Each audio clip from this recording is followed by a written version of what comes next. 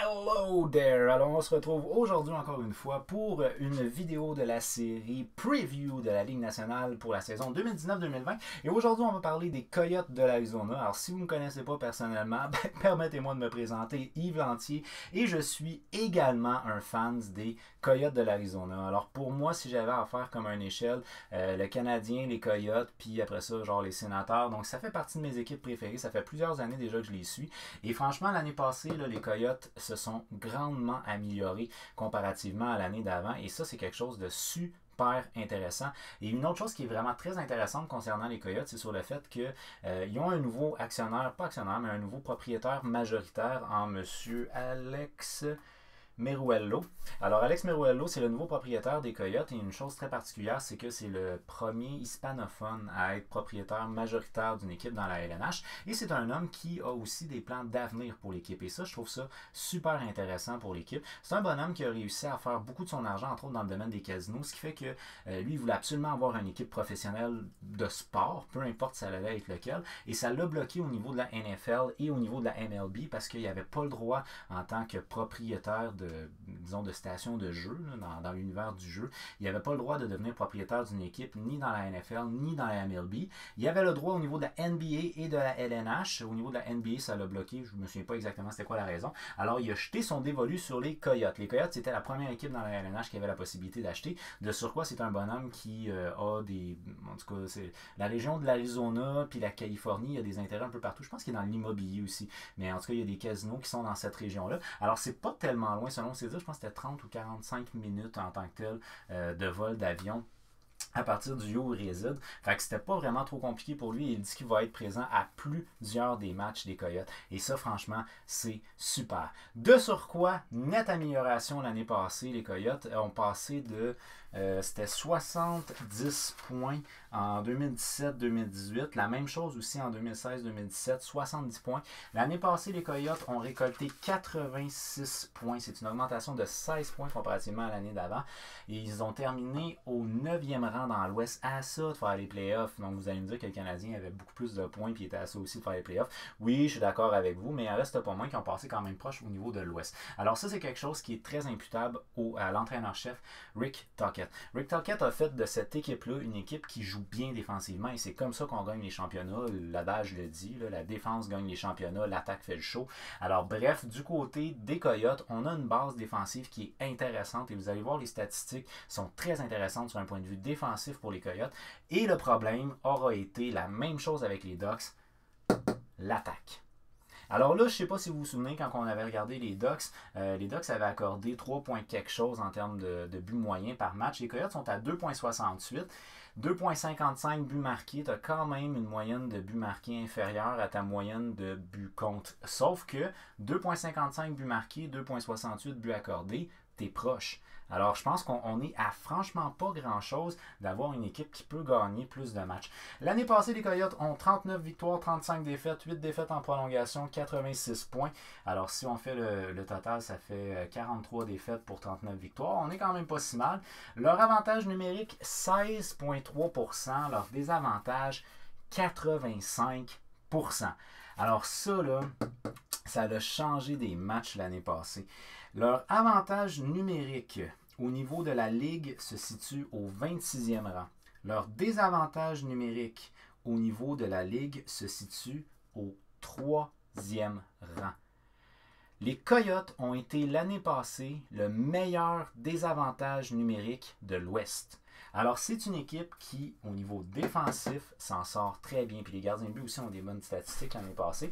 Mais ça, on va revenir là-dessus. Alors, le début de saison a été un petit peu plus difficile pour les Coyotes, comme on peut le voir ici. La première partie de la saison, les 41 premiers matchs. Pour eux autres, le 41e match était un petit peu plus loin dans le mois de janvier. C'était pas le 1er janvier, mais bon, quand même. Première moitié de saison, 17 victoires, 37 points, 13e rang dans l'Ouest. Pour la deuxième moitié de saison, 22 victoires, 49 points, troisième rang dans l'Ouest. Alors, les Coyotes n'étaient pas dans le portrait pour les séries en début d'année. Puis, plus que l'année avançait, plus qu'ils se démarquaient. Et ce, malgré le fait qu'il y a eu énormément de blessures au sein de cette organisation-là. On a eu, entre autres, le joueur de centre Nick Schmaltz qui a été blessé à long terme. Alex Galchenyuk qui n'est plus là, qui a été blessé à long terme. Michael Grabner aussi qui a été blessé à long terme. Jacob Chichern qui a été blessé aussi à long terme. Jason Demers qui a été blessé aussi à long terme. Et Antti Ranta qui a été aussi blessé à long terme. Moi, je me souviens d'une époque où tu avais Chichern puis Demers. Il y en avait un autre aussi, je ne me rappelle plus c'était qui. Il manquait 3 défenseurs réguliers dans cette organisation-là. Michael Grabner était le joueur le plus important des avantages numériques, puis il a manqué un très gros bout de la saison. Et Nick Schmaltz, c'est un joueur de centre qui est un joueur de centre à caractère offensif. Pour l'instant, il n'a pas rien prouvé en tant que tel, mais c'est un gars qui promet sur un point de vue offensif. Il est encore relativement jeune. Fait que, bref, ça l'a fait quand même un gros manque à ce niveau-là. Bon, là, au niveau des statistiques offensives, vous allez voir, les Coyotes, c'était pas ça. C'était vraiment pas ça. La seule organisation dans la LNH qui n'ont même pas un marqueur de 20 buts, c'est les Coyotes. Les 2 meilleurs marqueurs l'année passée des Coyotes, c'était Brad Richardson avec 19 buts, puis Alex Galchenyuk qui est plus là avec 19 buts aussi. Bon, là, c'est sûr que Phil Kessel va changer la donne à ce niveau-là. Il devrait être le meilleur buteur l'année prochaine, but still, ils n'ont pas été exceptionnels l'année passée à ce niveau-là. Au niveau des points, Clayton Keller a été le meilleur pointeur de l'équipe avec 47 points. Je vous ai parlé concernant les Ducks que si on réunissait tous les meneurs de toutes les équipes de la LNH dans un seul et même classement, les Ducks étaient avant-derniers, les Coyotes sont derniers. Ryan Getzlaf avait fait 48 points alors que Clayton Keller en a fait 47. Alors c'est le pire meneur de toute la LNH. Et ça, c'est quelque chose qui va assurément changer cette année parce que normalement, Phil Kessel devrait être le joueur qui va avoir le plus de points l'année prochaine. Puis il y a des incertains aussi qui peuvent être épatants et ça, on verra si il y en a qui éclosent ou s'il y en a qui sont en santé pour une bonne partie de la saison. Le meilleur défenseur a été Oliver Ekman-Larsson. Ceci étant dit, Ekman-Larsson n'est pas un défenseur défensif, c'est un défenseur offensif. Alors l'année passée, 44 points, mais moins 16, c'est vraiment pas le meilleur des défenseurs au niveau des plus-moins. But still, à 44 points, il est de loin celui qui a été le plus productif offensivement. Également au niveau des jeunes, parce que le noyau de cette équipe-là, il est jeune. Vorjak, c'est pas vieux. Garland, c'est pas vieux. Krause, c'est pas vieux. Schmaltz, c'est pas vieux. Keller, c'est pas vieux.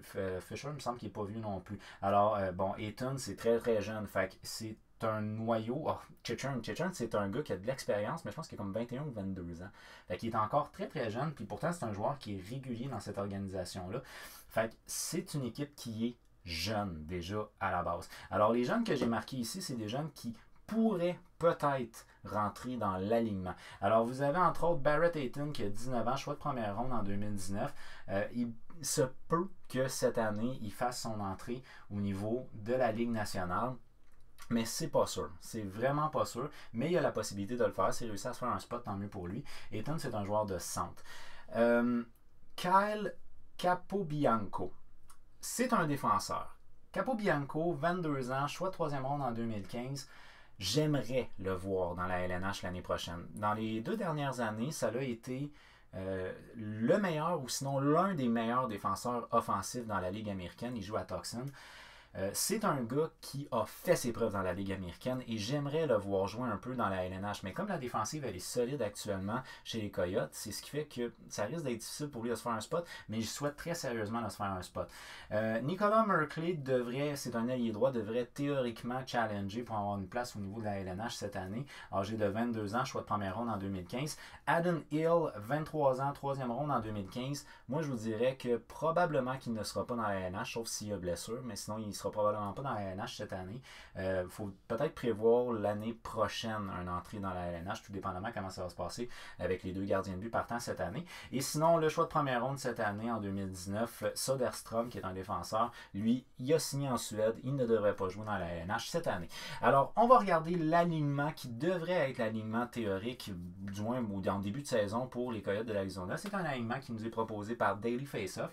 Alors, moi, je trouve que Daily Faceoff sont assez intéressants. Pour mon code de couleur, ce que vous pouvez voir, c'est que les joueurs qui sont en bleu, c'est des joueurs qui ont de l'expérience et qui étaient déjà avec l'équipe. Les joueurs qui sont en vert, c'est des joueurs qui ont moins d'expérience dans la LNH puis qui pourraient rentrer sur une base régulière dans l'alignement. Et les joueurs qui sont en rouge, c'est des joueurs qui ont été acquis pendant la saison morte.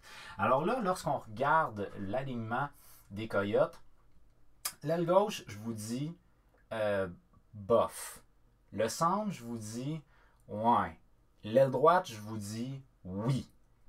Fait que c'est comme ça que je les vois. Défenseur, gardien, je vous dis oui aussi. Alors bref, au niveau de l'aile gauche, on a mis Christian Dvorak comme étant le premier ailier gauche avec seulement 7 points en 20 matchs. L'année passée, il a été blessé. C'est un gars qui promet beaucoup au niveau de son développement offensif. Sauf que pour l'instant, il n'a rien prouvé. Alors, il faut qu'il éclose. Il faut qu'il éclose. Et ce que j'ai peur, c'est que c'est arrivé avec Strome. Strome a juste jamais éclos avec les Coyotes. On transige à Chicago, puis là, d'un coup, 1 point par match, en vrai, ça y va par là.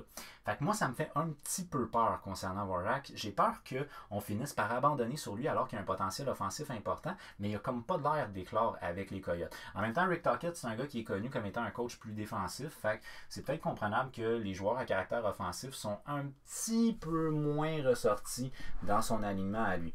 Alors, Christian Dvorak est vu comme étant celui qui devrait jouer sur le premier trio à l'aile gauche. Normalement, Michael Grabner devrait être peut-être deuxième, peut-être troisième trio. Les autres, ils l'ont mis deuxième. Moi, j'ai été tenté de mettre troisième trio. En tout cas, l'année passée, Grabner, il a fait 16 points en 41 matchs. C'est un spécialiste du désavantage numérique. Tu le veux dans le désavantage numérique, ce gars-là. C'est un joueur qui a déjà de l'expérience. Garland, qui devrait théoriquement jouer sur le troisième ou le deuxième trio. Connor Garland, c'est un jeune joueur qui est petit, peu d'expérience dans la LNH. L'année passée, c'était sa première année, pour ainsi dire, dans la LNH. Il a joué 45 matchs, 18 points. Il est très rapide, un bon playmaker. Il peut être éventuellement une carte cachée dans cette équipe-là. C'est ce que The Hockey Guy voit comme étant la future carte cachée de cette équipe-là. Pour moi, la carte cachée, ça va être plus Nick Schmaltz, mais ça, on s'en reparlera. Et pour clore le tout au niveau de la gauche, on a Lawson Krause avec 81 matchs, 25 points. Krause, d'après moi, c'est vraiment sa place, là, le quatrième trio. Fait que ça, là-dessus, je pense qu'il n'y a pas vraiment de point d'interrogation. Je verrais par contre pour les 3 premiers alliés gauche la possibilité qu'il y ait des mouvements assez plausible. Peut-être que Ayton aussi va jouer, au lieu de jouer au centre, va jouer à un aile, puis à ce moment-là, il y aurait peut-être un espace pour lui à l'aile gauche. Ça, on verra, parce que je pense pas que l'aile droite va être vraiment un gros challenge pour les Coyotes cette année. Au niveau des centres, bon là, on a mis Derek Stepan comme étant le premier centre. Je vous le cale tout de suite. Ça, c'est Derek Faceoff qui a dit ça. Je vous le cale tout de suite. Rick Tocchet a parlé qu'il voulait voir Nick Schmaltz avec Phil Kessel. Donc, il y a des fortes chances que ce soit pas Stepan qui soit sur le premier trio, et bien Nick Schmaltz. Mais Derek Faceoff met Derek Stepan sur le premier trio, tout simplement parce que ça a été le meilleur centre l'année passée. Alors, Stepan, l'année passée, 72 points, 35 matchs. C'est un joueur qui est à caractère défensif et offensif, two-way player, un gars qui a beaucoup de volonté, un très bon tempérament, toujours souriant, un gars que j'adore voir jouer avec les Coyotes. Nick Schmaltz, c'est un gars qui s'est blessé l'année passée, il a manqué un très gros bout de la saison à cause de ça. Pas tellement vu Nick Schmaltz d'ailleurs. Il a fait en 40 matchs 25 points. C'est un joueur de centre qui a une volonté offensive. Alors avec les Coyotes, honnêtement, il y avait eu quand même des très bonnes statistiques sur un point de vue offensif. En 17 matchs avec les Coyotes, parce qu'il a été transigé pendant l'année. Il est arrivé de Chicago puis il est arrivé en Arizona. En 17 matchs, il a fait 14 points avant sa blessure. Fait que tu sais, honnêtement, c'est un gars qui peut être très très fort. Et comme je vous dis, Rick Tocchet veut le voir jouer avec Phil Kessel. Ça peut être très intéressant. Alors moi, à ce niveau-là, Nick Schmaltz, je pense que ça peut être la carte cachée des Coyotes cette année. Et d'après moi, il devrait être possiblement premier trio. On a acquis également Carl Soderberg du Colorado. L'année passée, Soderberg, c'est 49 points en 82 matchs. Faites le calcul comme vous voulez, là, mais avec son 49 points, c'est le meilleur pointeur en ce moment des Coyotes. Il aurait été le meilleur pointeur parce que bien entendu Kessel a plus de points, mais il aurait été le meilleur pointeur des Coyotes l'année passée. Fait que c'est quand même un ajout qui est intéressant. Même si on a perdu Richard Panik, on a perdu Alex Galchenyuk, tu as quand même Phil Kessel et Soderberg qui rentrent dans cette équation-là. Galchenyuk n'aura jamais été le centre qu'on voulait qu'il soit, puis Richard Panik a rendu des fiers services. Honnêtement, là, il a été très intéressant pour les Coyotes, mais c'était des séquences qui étaient très bons. Fait que moi, Soderberg, je pense que c'est une très belle acquisition de la part des Coyotes, puis c'est un joueur de centre qui a de l'expérience, qui va pouvoir jouer de temps en temps sur ton deuxième, peut-être ton premier, j'aimerais mieux pas, mais en tout cas, bref. Alors moi, de la manière que je verrais ça, ben, c'est qu'il devrait être stable sur le troisième trio, puis peut-être éventuellement aider sur les 2 premiers. Et Brad Richardson qui va clore le tour l'année passée, 27 points en 66 matchs. Je pense pas que l'année prochaine, Richardson va être encore le meilleur buteur. D'après moi, ses stats vont baisser, puis parce qu'il va y avoir moins de temps de glace, là, veux pas. Fait qu'en ayant moins de temps de glace, je pense pas que ça va être encore 20 buts, mais en tout cas, on verra rendu là. Au niveau de la droite, ben là, je pense que c'est là qu'on a la force offensive du côté des Coyotes, parce qu'on a fait l'acquisition de Phil Kessel, qui est un joueur qui a fait ses preuves au travers de la LNH. C'est un gars qui peut compter, qui peut passer. La majorité de ses points l'année passée, c'était sur l'avantage numérique. L'avantage numérique, 16,63. Il était le 26e avantage numérique de la Ligue. Alors moi, je pense que Phil Kessel va être capable d'améliorer ça. à lui seul l'avantage numérique. Et de surcroît, il risque d'être le meilleur buteur aussi de l'équipe. Fait que bref, l'année passée, Kessel, 82 points en 82 matchs. Je pense pas qu'il va faire encore 80 points. Je me risquerais peut-être pour genre fin 60, début 70 points. Je dirais entre 65 et 72 points, genre entre 60-72, mettons, dans ces eaux-là, d'après moi, qu'il va faire l'année prochaine. Le deuxième ailier droit, Clayton Keller, ça va faire énormément de bien de ne plus jouer sur un premier trio, d'avoir moins de pression. Le gars, il est jeune, il est très rapide, il a beaucoup de potentiel, un bon playmaker, un bon tireur. L'année passée, il a fait 47 points en 82 matchs, a été le meilleur joueur de son équipe. Puis c'est une pression qui vient avec et il ne deal pas bien avec la pression. Alors que là, il soit le deuxième joueur en arrière de Kessel, je suis content et je pense que ça va y faire du bien à Clayton Keller. On a Vinny Hinestroza qui devrait être théoriquement le troisième allié droit, 39 points en 72 matchs. Quand tu es rendu avec un gars de troisième trio qui fait 40 points, je pense que tu as un aile qui a bien du sens. Et Christian Fischer qui devrait théoriquement être le dernier allié droit, donc le quatrième, avec 71 matchs l'année passée, 18 points. C'est un gars qui est solide physiquement, qui joue devant le net, puis il peut faire un petit peu plus de points, mais je ne m'attends pas à ce que ce soit un très très gros pointeur. Au niveau des scratchs, on va mettre Ayton, Burke et Chaput. Dans le cas de Burke et Chaput, c'est deux gars qui sont des ajouts qui peut-être plus Ligue américaine. Ils font un point par match à peu près là, dans la Ligue américaine. Ça se peut qu'ils soient appelés en renfort de temps en temps. Dans le cas d'Ayton, Barrett Ayton, je pense que ça peut être juste intéressant de l'essayer au niveau de la LNH, mais je ne sais pas s'ils vont le garder sur une base régulière dans la LNH. Ça serait le fun de le voir par contre. Au niveau des défenseurs, là, je pense que c'est là où on a une force qui est vraiment intéressante du côté des Coyotes. OEL, c'est Oliver Ekman-Larsson qui va être assurément ton meilleur défenseur encore une fois cette année au niveau offensif en tout cas. L'année passée, c'est 44 points en 81 matchs. Jacob Chichern qui a genre 21 ou 22 ans, il a déjà de l'expérience dans la LNH, mais il se blesse tout le temps. Ça, c'est un problème par exemple. L'année passée, 53 matchs, 20 points. Alex Galigowski, un bon défenseur qui il a de l'expérience. C'est un gars qui connaît sa game. 27 points en 76 matchs. Au niveau des défenseurs droits, pas mal tout le temps qu'il a été là, Jason Demers a été le premier défenseur droit, mais il a joué seulement 35 matchs l'année passée. 8 points en 35 matchs, il devrait théoriquement jouer encore avec Oliver Ekman-Larsson parce que c'est pas mal ça qui est vu comme le premier duo. Niklas Larsson qui lui l'année passée a joué ses 82 matchs, 10 points. C'est un défenseur qu'on sait à quoi s'attendre de lui. Je pense qu'il peut faire plus que 10 points par contre, mais on sait à peu près à quoi s'attendre de lui. Puis Osterley, lui, c'est 20 points en 71 matchs l'année passée. C'est intéressant. Moi, je pense que Yann Larsson peut nous donner plus. Alors, c'est la raison pour laquelle on va le mettre plus haut. Mais Osterley a quand même fait une saison qui était intéressante l'année passée avec son 20 points en 71 matchs comparativement à Yann Larsson, 10 points en 82. Sinon, ben, on a comme coupure Lyubushkin et Capobianco. Alors, dans le cas de Lyubushkin, c'est un gars qui a joué avec les Coyotes l'année passée. C'est un joueur qui est physique. Il y a des fortes chances qu'éventuellement il rentre dans l'alignement pour aider. Et puis sinon, dans le cas de Capobianco, ben, je pense que c'est un gars que j'aimerais voir avec les Coyotes pour qu'on l'essaye. Fait que si jamais il y a des gars qui se blessent, là, les propices, Jason Demers qui est assez fragile et Chichern qui est très fragile, tu peux voir ce genre de joueur-là intégrer l'alignement. Puis je pense que ça peut être intéressant dans son cas à lui. C'est un gars qu'on va peut-être découvrir cette année en Arizona. Au niveau des gardiens de but, ben, Antti Ranta qui a été blessé pratiquement toute l'année passée, il a joué seulement 12 matchs, une moyenne de 2,88, 906. Il devrait revenir et je pense que c'est quand même le gardien qui est le gardien avec le plus d'expérience puis plus solide pour les Coyotes de l'Arizona. Bref, je pense qu'il devrait être le gardien de but partant. Puis Dave Faceoff pense la même chose que moi. C'est un gars qui montre beaucoup de calme puis il a une bonne attitude. C'est con à dire, mais l'équipe de manière générale a une bonne attitude. C'est des joueurs qui sont souriants et qui ont le goût de jouer. Ils n'ont pas un talent exceptionnel offensivement, à part peut-être Phil Kessel, mais il reste que c'est des gars qui aiment se présenter et qui se donnent match après match. Christian Fischer ne fait pas des jeux de fou, mais il réussit quand même à tirer son épingle du jeu en jouant tout simplement avec beaucoup de volonté. Dans le cas de Ranta, ben c'est ça, c'est un gars qui aime jouer au hockey, ça paraît, puis je pense qu'il a un talent plus intéressant pour être le gardien de but partant. Darcy Camper, c'est lui qui a goalé pratiquement toute l'année passée, 57 matchs, 2,33 avec 925. Là, ce qu'il faut mentionner, c'est que Camper, Ranta s'est blessé genre en début d'année, fait que c'était plus difficile en début d'année. Darcy Camper, lui, a parti comme à peu près à partir du tiers de l'année, peut-être, là, ou un petit peu dépassé le tiers de l'année, jusqu'à la fin de l'année. Les Coyotes ont beaucoup mieux joué, tout simplement. Fait que ces statistiques sont clairement meilleures. 2,33 versus 2,88. 925 versus 926. But still, je pense pas que Si Ranta avait joué à la fin de la saison, d'après moi, il y aurait eu des statistiques supérieures à Kumper. Mais on va voir en même temps. Peut-être que Kumper va challenger Ranta. Puis tant mieux. Si tel est le cas, on va avoir deux gardiens qui vont se partager la chose. Mais jusqu'à date, Ranta a démontré beaucoup de fragilité au niveau de sa santé. Ça me fait peur. Ça me fait peur. Et si Adin Ranta se blesse encore une fois cette année, ben à ce moment-là, on a Adin Hill qui pourrait rentrer dans l'organisation. Adin Hill qui jouait essentiellement dans la Ligue américaine l'année passée. Adin Hill, c'est 13 matchs l'année passée, 2,76 en moyenne, 906 en termes d'efficacité. Adin Hill est âgé de 23 ans, choix de 3e ronde en 2015. Alors, il a bien fait. En tout cas, au début, il a bien fait. Emmanuel, c'est devenu plus compliqué. Mais quand il a commencé dans la LNH, Adin Hill a bien fait. C'est pas un gars qui est réputé dans la Ligue américaine, mais il a montré des belles choses au niveau LNH. Fait que s'il est rappelé, ça peut être intéressant de le voir jouer. Puis il y a des chances que si Ranta se blesse, ça soit lui qui soit rappelé. Donc à ce moment-là, on va le voir jouer en Arizona.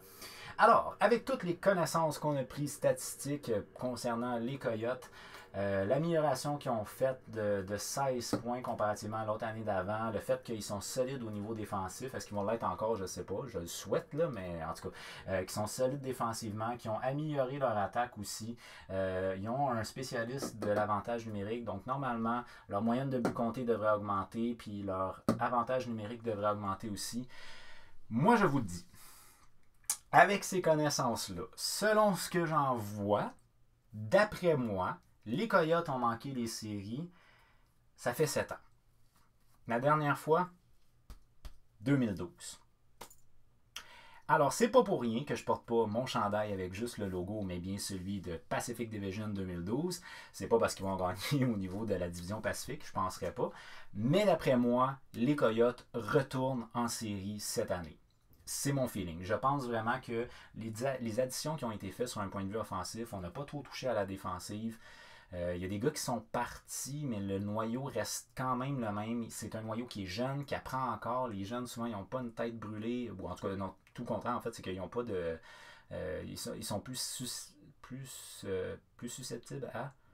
Plus propices, on va dire plus propices à respecter les volontés du coach. Alors moi, je pense que cette équipe-là a appris l'année passée. Ils vont apprendre encore cette année. Ils ont augmenté de 16 points l'année passée. Ils n'augmenteront pas de 16 points là, cette année. Mais d'après moi, c'est une équipe qui peut être en série dans les 90 points et plus. Je file que cette équipe-là devrait être comme plus ou moins entre la 4-5e position dans l'Ouest jusqu'à comme 8-9. S'il manque les séries, d'après moi, ils vont encore manquer les séries relativement justes. C'est mon feeling pour les Coyotes.